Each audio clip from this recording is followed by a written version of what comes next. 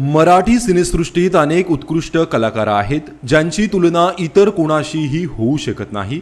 त्यातलेच एक दिग्गज अभिनेते म्हणजेच मोहन जोशी। मोहन जोशी यांनी आपल्या दमदार अभिनयाने प्रेक्षकांना भुरळ पाडली आहे। जुळून येती रेशीम गाठीसारखी मालिका असो किंवा देऊळ बंद 2 सारखा सिनेमा असो, त्यांच्या अभिनयाचं नेहमीच कौतुक झालं। मात्र आता मोहन जोशी यांच्याबाबत त्यांच्या पत्नी ज्योती जोशी यांनी एक अतिशय धक्कादायक खुलासा केला आहे। मोहन जोशी यांना ब्रेनस्ट्रोकचा झटका आला होता, ज्यामुळे त्यांची वाचाही गेली होती। त्यांच्या पत्नी ज्योती जोशी यांनी मोहन यांना आलेल्या ब्रेनस्ट्रोक दरम्यान नेमका काय घडलं होतं हे आता सविस्तर सांगितलं आहे। ज्योती जोशी म्हणाल्या की हे जेव्हा घडलं तेव्हाही त्याचं शेड्यूल खूपच बिझी होतं।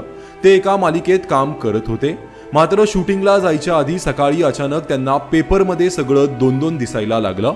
त्यांनी मला हाक मारली आणि सांगितलं की मला तू पण 2 दिसतेस। डोळ्यापुढे अंधेरी यायला लागली होती।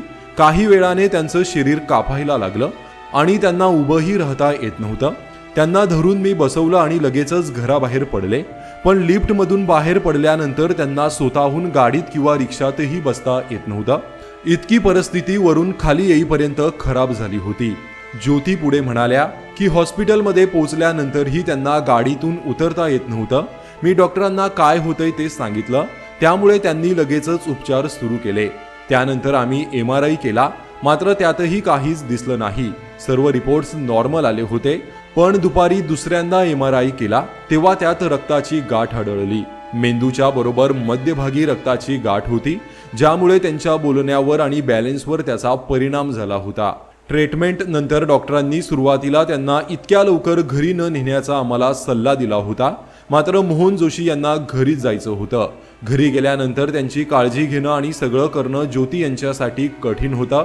त्यानंतर तब्बल 3 महिन्यांनी मोहन जोशी हे वॉकरच्या मदतीने चालू लागले, मात्र त्यांना बोलता येत नव्हतं। माझं असं झालं होतं की यांना काहीही करून आधी बोलता आलं पाहिजे, कारण त्यांच्यासाठी आवाज किती महत्त्वाचा आहे हे मला माहिती होतं। पण त्यांचं स्पीच नॉर्मल व्हायला बराच वेळ गेला। अनेक महिन्यांनी ते बोलू लागले, असं मोहन जोशी यांच्या पत्नी ज्योती जोशी यांनी सांगितलं। दरम्यान मोहन जोशी हे 80 वर्षाचे असून या वयातही ते चित्रपट सृष्टीत सक्रिय आहेत। नुकताच त्यांचा देऊळ बंद 2 हा चित्रपटही प्रदर्शित झाला आहे। तर मोहन जोशी यांच्या अभिनयाबद्दल आणि त्यांच्या या संघर्षाबद्दल तुम्हाला काय वाटतं, कमेंट करून नक्की सांगा। धन्यवाद।